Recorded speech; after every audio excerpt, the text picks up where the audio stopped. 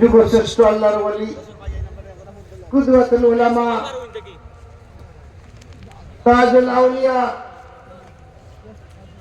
খাদেমে কোরআন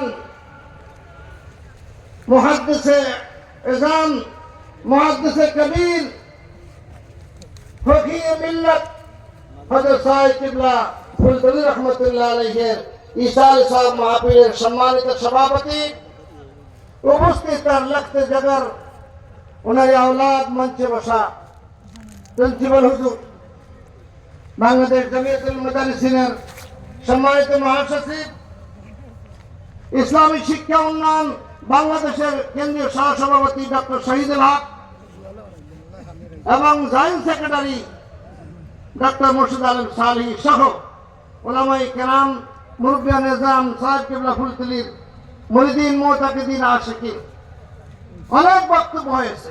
আমি সংক্ষেপে কয়েকটি কথা বলতে চাই। এক নম্বরে সাহেব কিবলা ফুলতলি কেমন ওলি ছিলেন যদি প্রশ্ন করা হয় জবাব কি? আল্লামা জালালউদ্দিন সিয়ুতী রহমাতুল্লাহ আলাইহি, আল্লামা সাখাবী রহমাতুল্লাহ আলাইহি, খাজা আব্দুল্লাহ আনসারী রহমান লিখেছেন ওলি দুই প্রকার। এক হলো মতলব ওলি আর হলো আলা তাসাররুফ। একজন ওলি আছে যারা নিজে ওলি অন্যকে ওলি বানাতে পারে না, আর একজন ওলি আছে যারা আলা তাসাররুফ এক নজরে একজন সাধারণ মানুষকে ওলি বানাতে পারে। সাহেব কিবলা ফুলতলি আলা তাসাররুফ। डॉक्टर इकबाल बोलेছিলেন না स्कूलों से ना कॉलेजों से ना किताबों की वरकों से इंसान बनते बुजुर्गों के एक नजर से। স্কুলে মানুষ মানুষ হয় না, কলেজে মানুষ মানুষ হয় না, গাদা গাদা কিতাব পড়ে মানুষ হয় না, মানুষ আল্লাহ ওনাদের এক নজরে। সাহেব কিবলা ফুলতলি বলেছিলেন, আপনারা লক্ষ্য করেছেন বড় সাহেব কিবলা তালিম দেওয়ার সময় কত ইল্লাল্লাহ জিকির করে, লক্ষ্য করেন নাই? যখন ইল্লাল্লাহ জিকির করতেছিলেন তখন এই মঞ্চ এলাকা রহমতে ছেয়ে গেছে। সুবহানাল্লাহ। কারণ ইল্লাল্লাহ জিকির সেই মাকাম থেকে করা হয় মানুষ ফানা বাকা বাকাউল বাকা আদিয়াতে মাকাম পার হয়ে সাবিকুন সাবিকুন উলাইকাল মুকাররামুন মুকাররামিন দরজা পর্যন্ত আল্লাহকে তার কুদরতি নূর দেখতে থাকে, তখন ইল্লাল্লাহ মুখে আসে। আজকে ইল্লাল্লাহ নিয়ে প্রশ্ন তুলতেছে ওই মুরব্বিরা যারা তরিকত পাওয়া জানে না। সাহেব কিবলা ফুলতলি যে ইল্লাল্লাহ যদি বেদাত হয়েছে এটা বুঝতে হবে। সেই মাকামে আপনি আরাম করলে বুঝবেন যে কোন মাকামের কি জিকির, কোন কি শান। সাহেব কিবলা ছিলেন আপসীর এক মর্দ মুজাহিদ। মহাসচিব সাক্ষী জামিয়াতুল মুদারিসিনের একটি প্রোগ্রামে শাইখুল আজিজুল হক সাহেব ছিলেন, সালমান ফজলুল করিম সাহেব হুজুর ছিলেন এবং খতিব ওবায়দুল হক সাহেব ছিলেন। আর অনেক ওলামা এখানে ছিল। আমি মিলাদ পড়েছি, মিলাদ পড়ার পরে ওবায়দুল হক সাহেব আমার উস্তাদ ওবায়দুল হক সাহেব তিনি ক্যাম করেন। ক্যাম ফরজ নয়, ওয়াজিব নয়, মুস্তাহাব তাজিম রাসূল হিসাবে উনি বসাতে দাঁড়ালেন না। সালমান হুজুর দাঁড়ালেন, শাইখ আলী সাহেব দাঁড়ালেন, উনি দাঁড়ালেন না। এই মাত্র বসে আমার সময় দাঁড়িয়ে গেলেন সাহেব কিবলা ফুলতলি। দাঁড়িয়ে এমন ভাষায় প্রতিবাদ করলেন ওবায়দুল হক কয় কিতাব পড়ে একের পর এক কিতাবের ইবারত বলা শুরু করেছে। আমার মনে আছে হাদিস 7টা 32টা কিতাবের ইবারত দিয়ে বলছেন তাজিম রাসূল মুহাম্মদের জন্য ফরজ। সেদিন দেখেছি সাহেব কিবলা কিরকম মুহাদ্দিস। আলহামদুলিল্লাহ। সাহেব কিবলা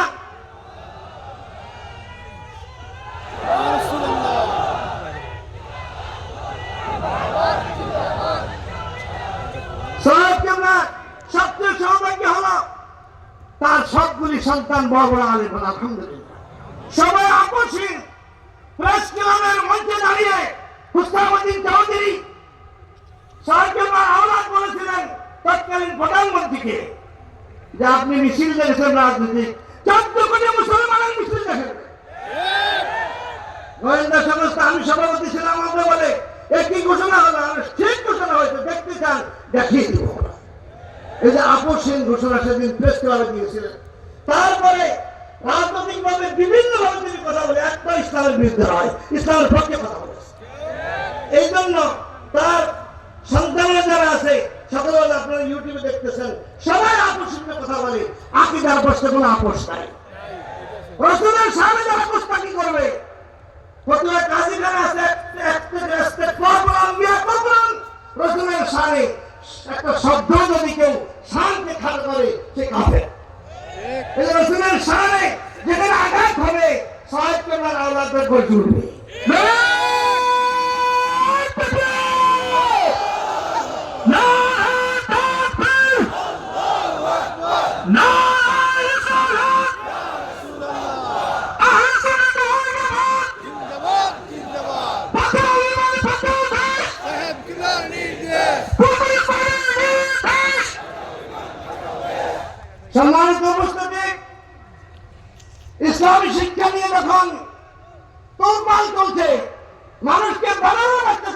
বলা হচ্ছে না, সেই সময় কিন্তু ছয় কেবলা আওলাদেরা তালামিন ইসলাম বলে থাকে। চরমনায় থেকে মিছিল করা হয়েছে, তালামিন মিছিল করেছে, ইসলাম মিছিল করেছে, জমিয়তের মধ্যে মানববন্ধন করেছে। এই ময়দানে কিন্তু সৈনিকের অভাব নাই, নেতৃত্বের অভাব। এটা আমি বলতে চাই আল ইসলামকে, যারা ইসলাম সদস্য আছেন, আমি উস্তাদের ভাইকে সম্মান দেখিয়ে বলতে চাই, ইসলাম দায়িত্ব শুধু সিলেটে নয়, ইসলাম দায়িত্ব সারা বাংলাদেশে। সারা বাংলাদেশে বিজ্ঞানের কমিটি বানান, কোথায় কোথায় ইসলামের কথা হচ্ছে সেগুলি চিহ্নিত করে এই দেশে একটা শিক্ষা কার্যক্রম আল ইসলাম দিতে পারে। এই জন্য প্রয়োজন শহীদ এলাকার মতো লোক, ডাক্তার মুসা সালেমের মতো লোক, যেমন মহাজুদ সবাইকে একত্রিত করে একটা শিক্ষা কার্যক্রম তৈরি করতে হবে। তারপরে তালামি ইসলামিয়া যারা সদস্য আছেন, নেতৃত্ব আছেন, আমি বলবো তালামি লিখতে তাদের তেলাওয়াতে কোরআন সাহেব কবলা রাজাই বলে গেছেন, এখন কোরআন বুঝতে হবে। তারপরে লাম একটা আছে, লাম মানে লিয়াকত অর্জন করতে হবে, আলিফ মানে উলফত অখওয়াত প্রতিষ্ঠা করতে হবে, মিম মানে আল্লাহর মহব্বত, রাসূলের মহব্বত কলবে ধারণ করে এই জাতিকে মহব্বতের ব্যক্তিতে নিয়ে আসতে হবে। ইয়া মানে ইয়াকিন, আর জাল মানে জাত, নিজের সত্তাকে এমন ভাবে প্রস্ফুটিত করতে হবে সাহেব কেবলা যেই জায়গায় গেছে সেখানে আলো জ্বলে নাই, সেইভাবে তৈরি হতে হবে। আমি খুব সংক্ষেপে বলতেছি যে আজকে তালামি ইসলামিয়া, আজকের ইসলাম সাহেব আওলাদি খেদমত করে যাচ্ছেন। এই খেদমতকে ধরে রাখার জন্য আপনাদেরকে জান মাল দিয়ে ময়দানে থাকতে হবে, কি হবে না?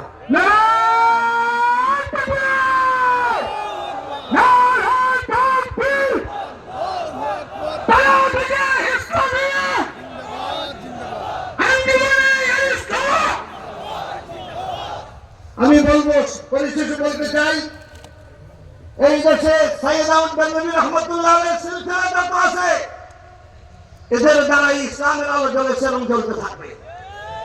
আজকে কারামাতুল জানপুরি রহমতুল্লাহ আলাইহি, তারপরে আবু বকর ফুরফুরি রহমতুল্লাহ আলাইহি এবং আরো যারা আছেন জানজালালি রহমতুল্লাহ সিলসিলা, সবাইকে একত্রিত করার চেষ্টা করতে হবে। এবং এই দেশে ইসলাম কায়েম করতে হলে এই সিলসিলা আলেমদের ঐক্যবদ্ধ হতে হবে। সেই ব্যাপারে আল ইসলাম উদ্যোগ নেবে আমি আশা করি। আরেকটি কথা বলতে চাই, সেটা হলো এই যুব আলেমদেরকে প্রশাসনিক প্রশিক্ষণ যদি না দেওয়া হয়, তারা যদি নেতৃত্ব আসলে আসার জন্য প্রশিক্ষণ না দেওয়া হয়, মাদ্রাসা 42 বছর আমি বুখারী শরীফ পড়িয়েছি, হাদিস পড়িয়েছি, নেতৃত্ব তৈরি হয়েছে। এই জন্য হাদিস চলবে, ফিকহ চলবে, কিন্তু প্রশিক্ষণ দিয়ে আল ইসলামই পারে এই দেশের যুব আলেমদেরকে তৈরি করতে। এই জন্য একটি প্রোগ্রাম দরকার, সারা দেশব্যাপী না, আগে সিলেট থেকে শুরু হবে, সারা দেশব্যাপী জমিয়তুল মুদারিসিন তাতে সহায়তা করবে আমি বিশ্বাস করি। আমরা প্রশিক্ষণ দিয়ে তৈরি করতে পারি, তাহলে প্রশাসনের সকল ক্ষেত্রে আমাদের লোক আমরা বসাতে পারবো। না থাকলে ওয়াজ করবো, আমাদের লোক খুঁজে পাওয়া যাবে না।